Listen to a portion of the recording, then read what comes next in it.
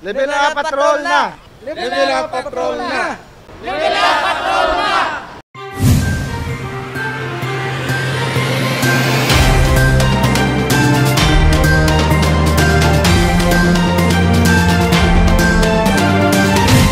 Miss Universe Philippines 2020 Rabia Mateo, mainit nga ginsug-alaw sa iya pagbalik sa Iloilo City.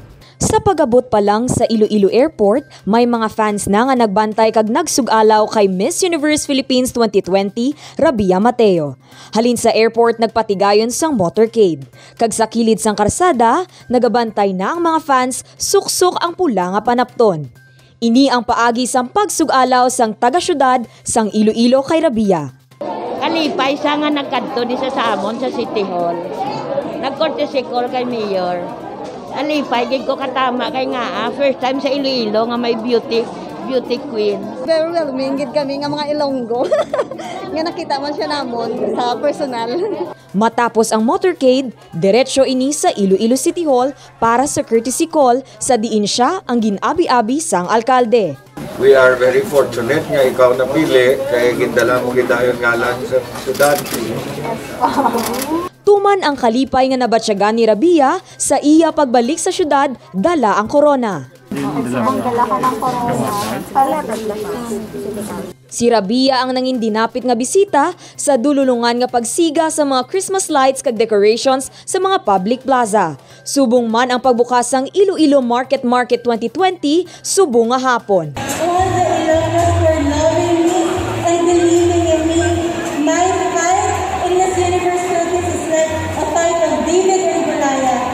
But I was able to conquer Miss Universe Philippines because of the love and the support of every Ilonggo. Without bigyan ng salamat,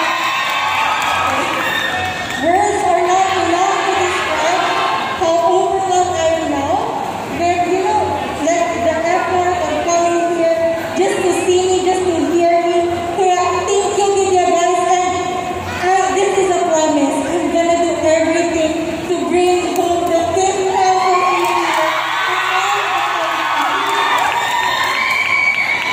Dane Raffles para sa Level Up Patrol. Clearing operation sa syudad, diwat nga ipatuman sa Iloilo City, sumugod sa Lunes. Kapinwalo ka bulan nga nauntat ang paglimpyo sa mga dalanon, batok sa mga illegal structure kag obstruction matapos ginpatuman ang enhanced community quarantine sa syudad bangod sa COVID-19. Apang sa Lunes, magabalik na ang pagpanghawan sa mga mayor nga dalanon sa syudad lakip na sa mga barangay. Ang tanan unahon tagid ang ara sa dalahan, no, and ang unahon taman ang mga areas nga may mga nakatiwangwang balang nga project nga nagahulat nga ma-relocate anay ang mga tao dira. Ginpahibalo na ang mga punong barangay kalakip ang mga ahensya sang gobyerno nga may dako nga bahin sa road clearing agud ila mahandaan ang igapatigayon nga operasyon. Mangindako nga pagpanghangkat sa pagpatuman sini amo ang pagpasigurado nga ginasunod man ang mga minimum health protocol, ilabi na nga yara gihapon sa general community quarantine ang syudad. We will try to hit 90 pero kinahanglan gid kooperasyon sa tanan nga pumuluyo. Nahibaluan mismo ang tiglikom sang Department of Interior and Local Government Eduardo Anyo ang nagpapanaog sang mando sa mga local government unit nga liwat ipatuman ang road clearing sugod sa Nobyembre 16. Dane Raffles para sa Level Up Patrol. Pag-establishar sang residential kag industrial zone ang kabahin sa ginadihon nga comprehensive land use plan sang syudad sang Iloilo. Masako ang development nga nagakatabo sa syudad sang Iloilo. Bisan may pandemya, may pila sa mga negosyo ang padayon nga nagabukas. Kag ini ang ginapananaw nga magapadayon sa masunod nga napulo ka tuig. Sa pagsulod sa mga investor, dugang nga trabaho ang dala para sa syudad.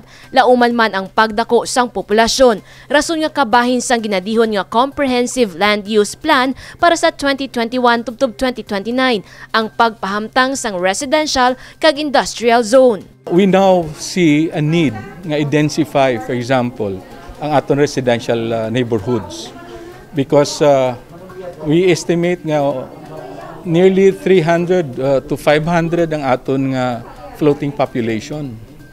I don't know with the onset sang aton nga virus COVID, but based on our computations, given sa situation prior, gapakita nga there's a floating population nga dako-dako katama. Kung utilities ang istoryahan, may mga investment na nga nagsulod kapareho sang elektrisidad, tubig kag waste management. Apang ang pagpanghangkat, amo nga kalabanan nagapuyo sa gwa sang syudad o kung sa kaipi nga mga banwa.